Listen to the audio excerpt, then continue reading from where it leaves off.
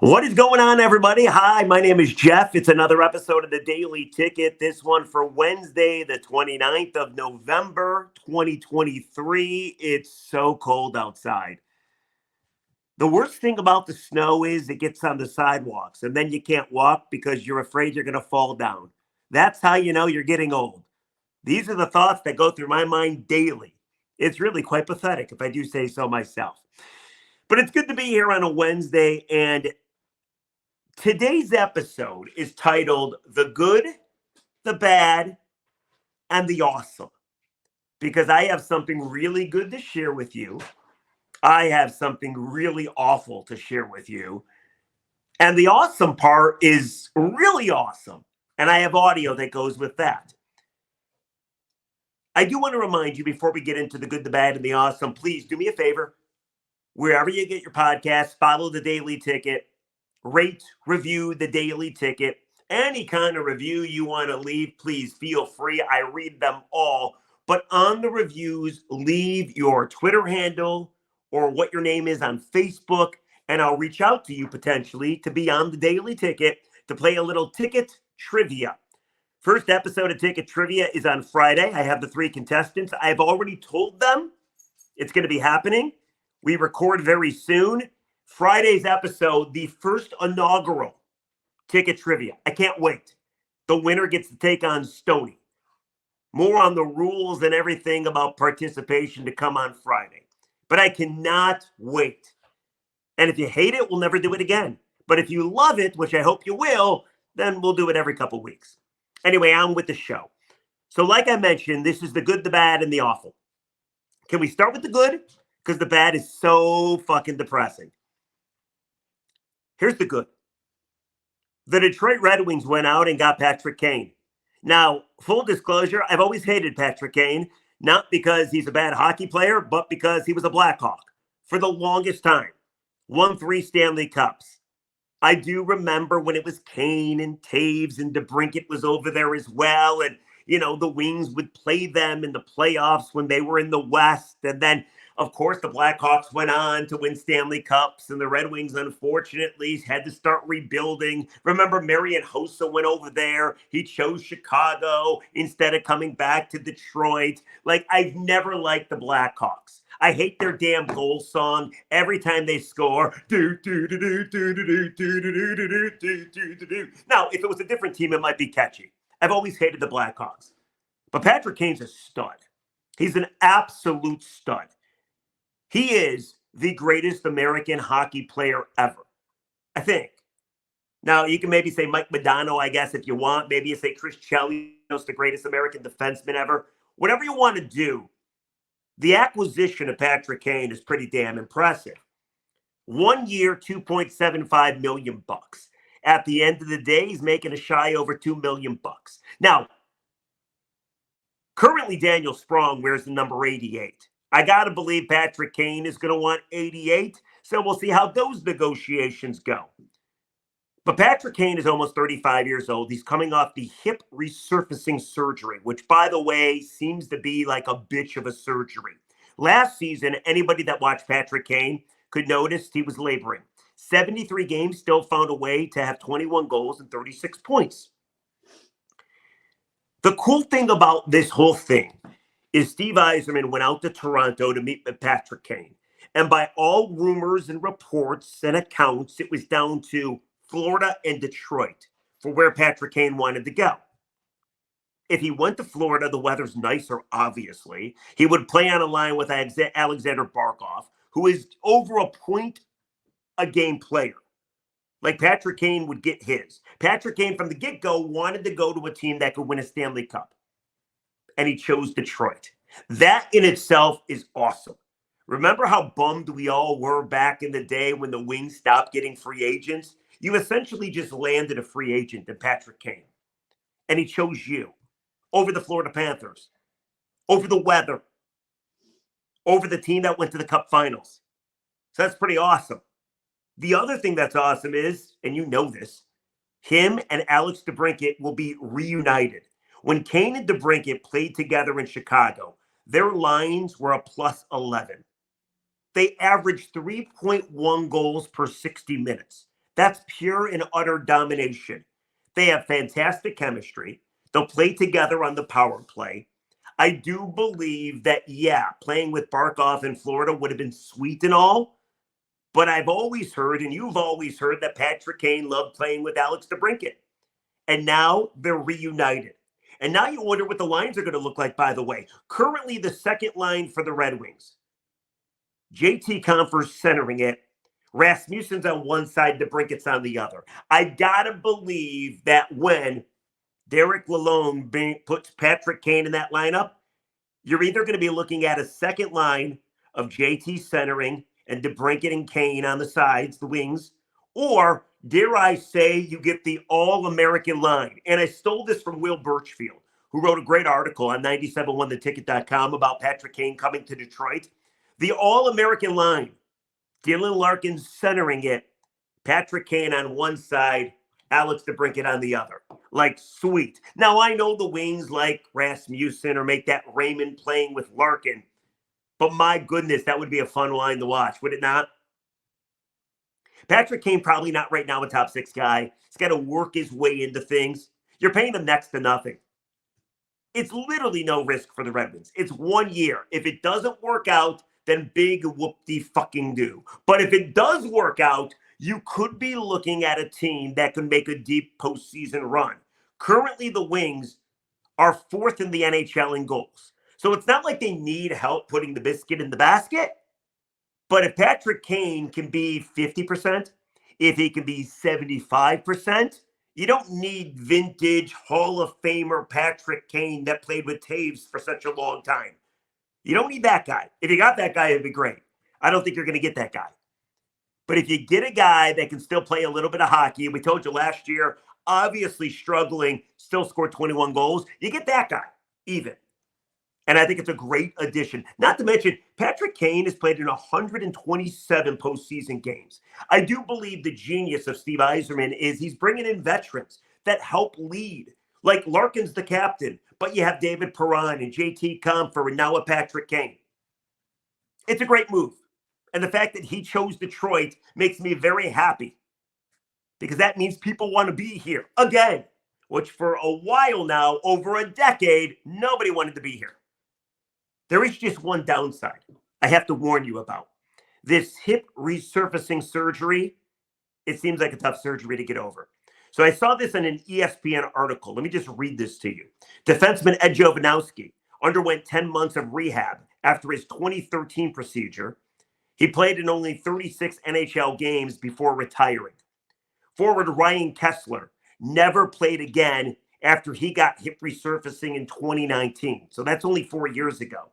Then there's Nicholas Backstrom, played in 47 games over parts of 2 seasons, generating 22 points before stepping away from the Capitals in November, citing ongoing issues with his surgically repaired left hip. So there is no guarantee that Patrick Kane's going to be able to make the recovery. There's no guarantee that he's going to be beneficial for this Red Wing team, but it's well worth the risk. It is. Great job by Steve Yzerman. Awesome that Patrick Kane wants to be in Detroit. That, my friends, is the good of this podcast. Let's get to the bad. The bad is so horrifying. The bad is the Detroit Pistons. The Pistons, on Monday night, lost to a 2-14 Wizards team by 19 points. I don't know how that's even possible. Pistons have lost 14 in a row. They're 2-15. That's the worst team in all of basketball. They have one player that would play maybe on another team. That's Cade Cunningham, averaging 22 a night and 7 assists. Troy Weaver has been on the job since June of 2020. He's done a bad job. On draft day, we get all excited about what Troy's able to do. But all in all, I mean, he's responsible for this atrocity that you see on the basketball court every night. So he's done a very bad job. Nobody's asking for the Pistons to be great. Just please be competitive. Be the Houston Rockets, who have a winning record, a lot more talent, and started the rebuild pretty much the same time the Pistons started the rebuild. Like Tom Gores, the owner, are you awake? Tommy, what the hell are you doing? I know you're living in the lap of luxury in Southern California because you're a billionaire wearing leather jackets and shirts that come down to your navel. But my goodness, wake up and do something. This cannot continue. There's a lot of Piston fans out there that are freaking furious because their team is a joke and nobody's doing anything about it. The last time the Pistons won a playoff game is 2008. Freaking pathetic. Do you know that this year, this calendar year, we're already in November, right? Almost in December. It's almost over. This calendar year, the Detroit Lions have won 10 games. The Detroit Pistons have won 9 games. Think about that for a second. Absolutely pathetic. By the way, the Pistons have won 9 games in 20, make that 60 tries, while the Lions have won 10 games in 13 tries. Anybody going to do anything? Or are we just going to watch this thing freaking burn? Piston fans, I don't know why you go to the game. And then there's the head coach, Monty Williams, who flat out told you he did not want the job. Goris could not take no for an answer. He made him the highest paid coach in NBA history. He makes $13 million plus a season. So Monty gets paid $6.5 million for a win because they only got 2 of them. At his press conference, he said, "I only took the job for the money." And I remember talking to Woj about this on the radio. I said, I'm a little concerned about that. I'm not comfortable begging a guy to come here because when things get really bad, is he really invested in making sure they get better? He came here for the money. Things are really bad and they're not getting better. So maybe I was right to be concerned. I want to play you Monty Williams' post-game press conference. This is from Monday after they lost by 19 to a 2-14 basketball team. I'm going to play you the entire press conference. Don't fret. It's like 45 seconds. Take a listen. This is Monty after the game. Monty, understanding where you guys were coming into this game and also with Washington on a slide as well, how disappointing is it to lose in this match? Very. How would you describe the spirit of the guys? Is there a, I want to ask this the right way, I mean, when there's anger, is it can there be healthy anger? It's just a level of growing up on this team, maturity, understanding what game plan discipline is, all the stuff we talk about all the time. It's enough talking.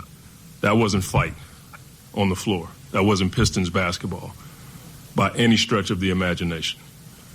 That's what this is. We have to have people that honor the organization and the jersey by competing at a high level every night.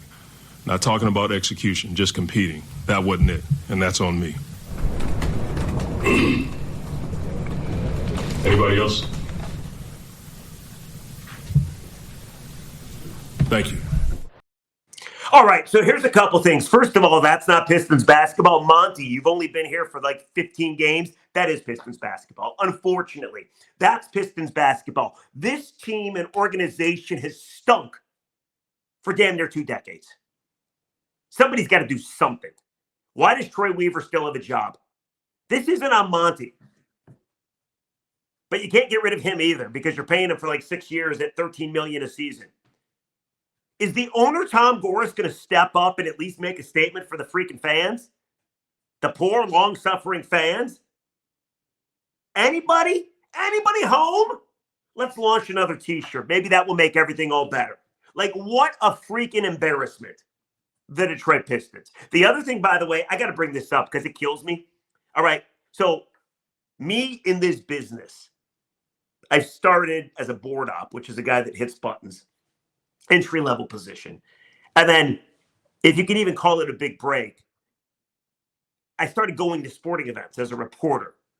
And I thought to myself, the only way I'm going to make a difference is I'm going to ask the questions that the fans really want to know the answers to. In the process, I pissed off Jim Leland and Mike Babcock and Matt Patricia and Jim Caldwell. And I mean, the list goes on and on and on, right? Monty Williams wanted to talk. Did you listen to him? Any questions and waited 15 seconds before leaving the podium. Where the hell was the media? Anybody gonna ask a question? That's the best time to get a coach, when he's furious. You're going to get a great answer. He wanted to show you how much he cared. Nobody asked another question. Johnny Kane from Bally's does a great job. Asked 3 questions. Nobody else asked another question. Like, what are you doing? Where are you at? If I was in that room, and I'm not touting myself, I swear, but if I was in that room, I would have fired off 5 different questions. Hey, Monty, what's your message to Piston fans? Hey, Monty, do you expect big changes with this team? Hey, Monty, you said it was on you. What can you do to make this team better? Hey, Monty, how frustrated are you? Hey, Monty, have you talked to Tom Goris? Hey, Monty, what about your GM, Troy Weaver? I didn't think the media did a good job there. Sorry. I like all those guys and girls that covered the team, but somebody's got to ask another question. In my opinion, I'm a nobody, but in my opinion, I would have fired off a question.